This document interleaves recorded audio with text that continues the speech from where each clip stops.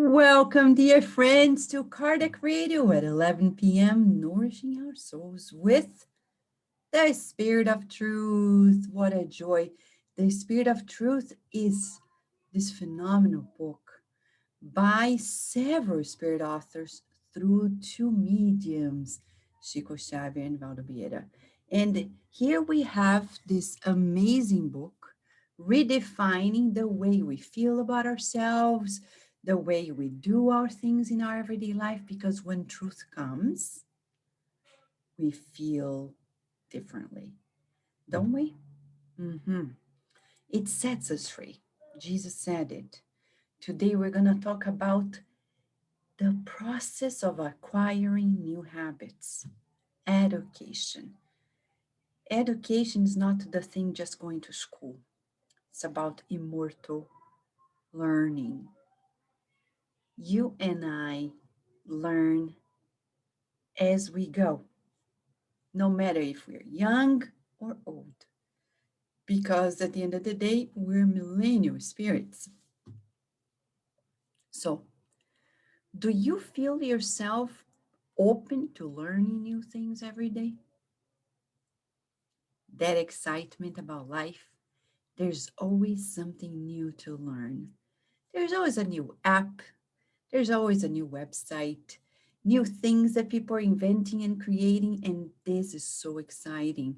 Now imagine about immortality, knowing that we're going to learn something new. But in a reincarnation, the first phase of our lives in childhood is very, very important.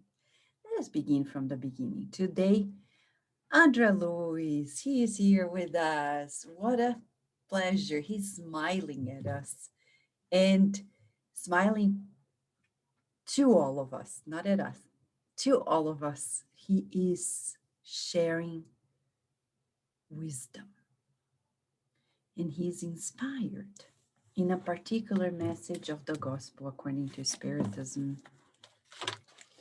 It's chapter 8. Blessed are the pure of heart. Item 3, let the children come. Kardec says, since the spirit of a child has already lived before, oh, sorry. Sorry. It's item 4. I was correct, yeah. Since the spirit of a child has already lived before, why does it not show from birth what it really is? Everything is wise in God's work. Children have need of sensitive care, which only a mother's tenderness can give them, and this tenderness increases with their frailty and innocence. To a mother, her child is always an angel, and it has to be that way in order to capture her concern. She would not have the same care toward her child if, instead of innocent charm, she found behind her child's infantile features a virile character and adult thoughts, and she would care even less if she knew about the child's past. So he goes on, Kardec, and says, thus the spirit wears the tunic of innocence for a while. And Jesus is correct when, notwithstanding the souls of previous lives, he uses the child as the symbol of purity and simplicity. So, when you and I were children, we displayed innocence because the physical body was maturing and the spirit was, let's say, had the archives compressed. As we grow, it expands, the perispirit expands, some files open, and that's why we start seeing things we haven't seen before. That's why education is so important. And Andrea Luiz today redefines education for us.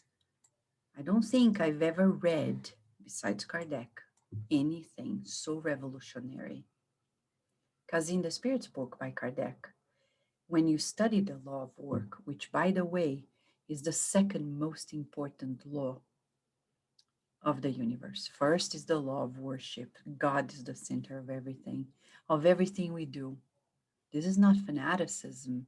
It's actually a way to love God and worship God, which is a law. It's a must for us. But then, soon after we recognize that God is the center of the universe, work, being useful, being a co creator becomes the second most important thing. And in that law of work described in the Spirit's book, in its third part, chapter 3 of the third part of the Spirit's book, Kardec makes a comment that sets new grounds for education. He says that education is the acquisition of new habits, but it's not about the instruction, it's beyond it. It's acquiring new habits for the immortal soul. And Andre Luiz, the author of the book Nosso Lar, The Messengers, Missionaries of the Light, Liberation Between Heaven and Earth, and so many others, talks to us today about a new way of feeling education. He says, love is the basis of teaching. Teacher and student, mutual cooperation. Self improvement will always be spontaneous. Excessive discipline, path of violence. Constructive curiosity helps learning. Idle inquiry, sick doubt. Selfishness in the soul generates fear and insecurity. The gospel in the heart generates courage in the conscience. Each individual is a particular world of work and experience. There is no forced, compulsory vocation. Every class must be born of feeling. Automation in instruction is ice in the idea. Real education does not reward, neither punish. The instructor's initial lesson involves the learner's personal responsibility. Deviations from childhood and youth reflect deviations from maturity.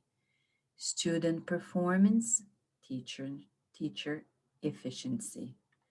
Maternity and paternity are sublime magistrate. Home is the first school. Parents, the first teachers.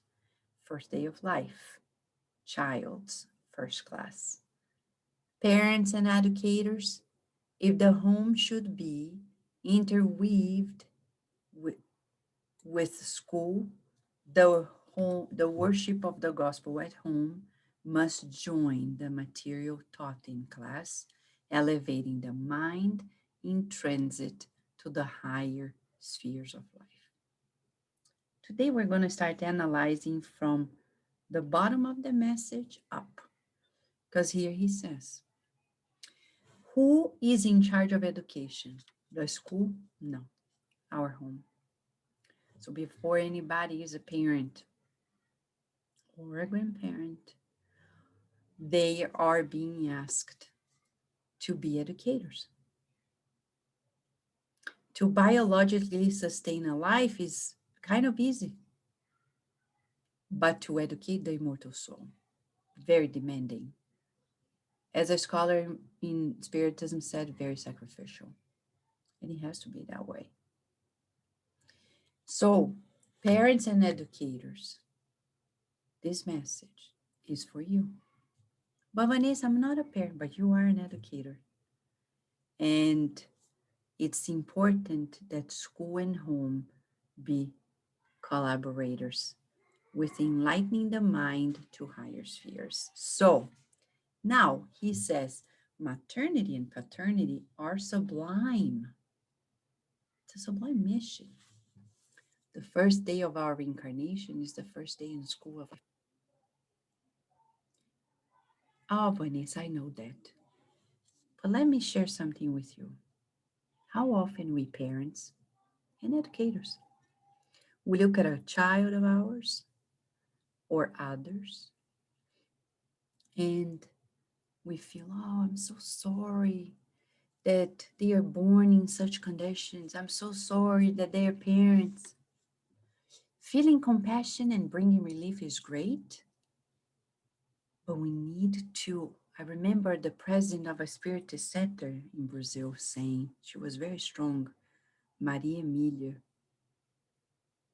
She said, we can't feel pity for people because when we do, we think that God doesn't know any better. And who are we to doubt God's designs? If that person is in that scenario, it's the best scenario for them, though we're always being asked to bring relief and feel compassion, not feel sorry for the person. So, a child of ours, let's say they have a problem, or, sometimes they have a father or a mother that is not very well in their minds, and we're like, oh, poor them, poor them, poor them. Why? Do you think they would be reincarnating that family without having anything to do with the dynamics of their family? No. So we need to look at them and say, well, you belong to this scenario. You have something to do with it. You're here to help and also to learn. I trust the divine in you. So this is the statement. Seeing the divine in that child and believing in that divine that is capable of being resilient, of enduring. We're not sorry for the children who are going through this, or youth during this time. It's a blessing because right now we're being asked to be more disciplined because you're not going to learn well, whether in the hybrid system or the Zoom system in school. We're not going to learn it just like that. Discipline. Their parents were like, oh, I wish they didn't have to go to school. I know it would be easier for us, but think for a child. The challenges of every day are preparing them for the long run. When I see parents trying to teach their children to take shortcuts in life, always the easy way, you're not helping your child. The best way to help our child is to encourage them to face the challenges, the tough problems in life, and to be resilient, to endure. That's why we can't have parents who are entertainers. Nowadays, I would say parents think that they need to entertain their children. They need to make life so exciting for them. It's a lot about vanity. It's a very narcissistic on us to be the cool parent and to say, oh, they are always going to think that life with me was great because I am a fun mom. Because, no, that's very narcissistic. We're not here for that job. Neither as teachers. Oh, the cool teacher. The cool teacher is the one that educates and is friendly and kind, not the one that takes shortcuts as well and teaches children to take shortcuts. The worst thing we can give to our children is the recommendation to always be smart, take shortcuts, don't make effort, because life in evolution, says Andrea Luiz in another book, Evolution into Worlds, we learn and condition is through effort and repetition. So when parents and educators, especially parents, teach their children to take the easy route, to relax too much, oh, play is so much important. No, school is fun. School is the best place for us.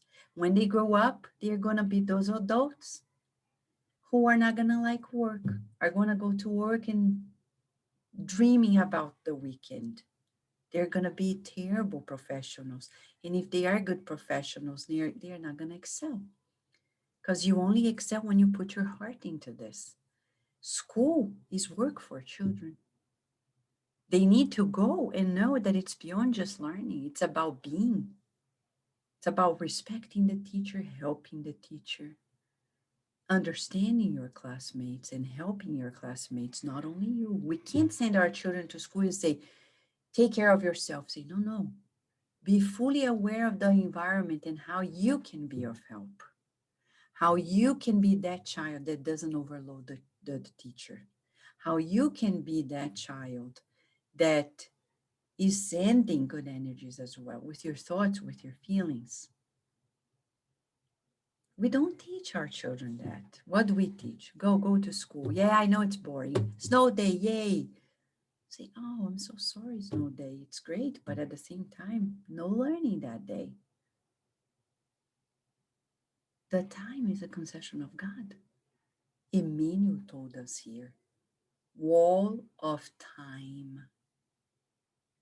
What we do with the narrow door, planning wisely our minutes. Our child needs to learn through reading, through new experiences. Yes, playing, they learn, but they can't be like wild animals on the loose doing whatever they like all day long. But Vanessa, they're just children. Let them be. When they are adults, no. You don't teach an adult to be resilient and endure if you spend your childhood in the playground. It's very serious. When I see the new generation, the millennials and others, no wonder anxiety and depression are just around the corner. Why? Because we shield them from facing the challenges. We spoon feed them. That's not real education. He says here, the instructor's initial lesson involves the learner's personal responsibility. So we need to empower our children to say, think what you're doing with your time. What you're playing, is it constructive or destructive? However, you maximize your time by acquiring new knowledge, new experiences that are healthy, it is going to lead us into the good direction. So you need to take responsibility. We need to boost the maturation of that spirit by boosting their discernment. It takes a lot of work. If they do well, as Andrea Luiz says, the teacher made a good job. So he's saying we can't allow that soul to be selfish, because selfishness in the soul generates fear and insecurity. This is amazing, because how many of us feel fear and insecurities? It's a sign that our selfishness is too high. Because if you, and you may be asking, how, Vanessa? Well, remember question and answer in the Spirit's book by Kardec, when he says, what can we do to be less susceptible to the frustrations of life, adversities of life? And they say, by prioritizing what is immortal. If you want a promotion and that's your dream, you're setting yourself up for frustration. But Vanessa, shouldn't I aim? Yeah, you can aim at it, not as an ideal of your life, because a promotion at work doesn't mean we have been promoted spiritually. So if it has to come, it will come. You do your best, and that's not a dream we dream on. We dream on things that are immortal, because a job we have today, we don't have tomorrow. It's beyond it. Oh, dreaming of things that are material will create fear and insecurity. So that's why Andrea Luiz says, when we have the gospel in the heart, we have courage in our conscience. So to be more courageous, we need more of the good news, more spirituality, less materialism. So when we send our kids to school, it's not about grades. We don't send them say, Get good grades. We say, learn as much as you can. Learn as much as possible. Learn and serve. Help your teacher, help your friends. And grades will come. Good job. You did great. But the goal is not the grade, it's the learning, it's the enjoyment of the learning. If a child, if a parent is able to teach to their children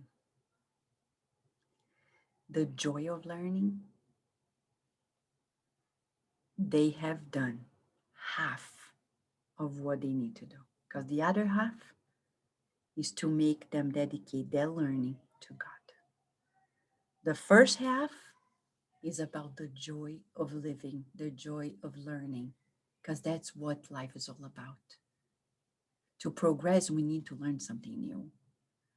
So even if you are an adult right now, do you enjoy learning? I guess so, because we wouldn't be here together if we didn't, right? Of course.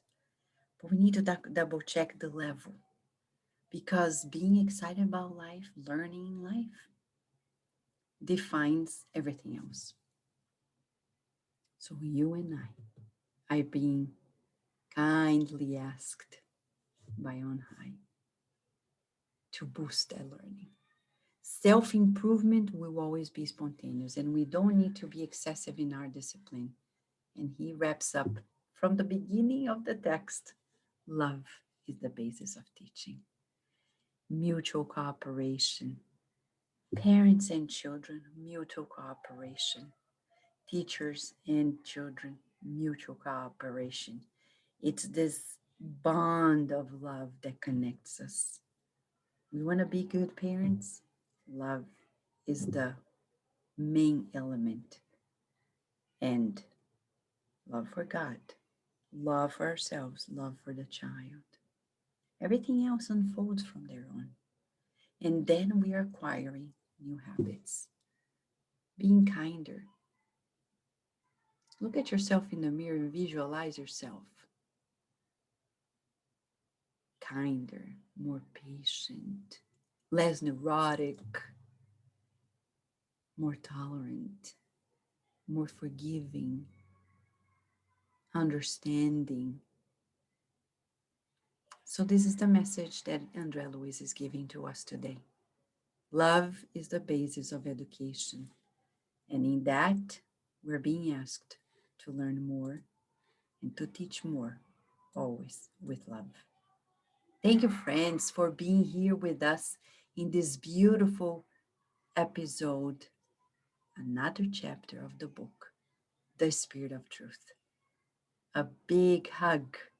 And if you're asking about the exercise, I know some people are like, Vanessa, you forgot the exercise. Oh my gosh, rewind the tape. Zzz. Okay, exercise here for all of us.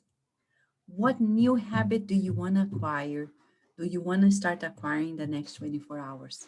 It doesn't need to be anything external, it can be inner. A new habit, educating ourselves with love. If you are in the profession of teachers, if you have children as parents or grandparents, love is the basis of it all. So let's reinforce it. But for all of us as adults in life, being educated by God, let's choose one thing that we want to generate as a new habit, and thus educating ourselves with more love for ourselves as well. All right. Thank you, friends. A kiss and a hug. And tomorrow we'll be back with more The Spirit of Truth.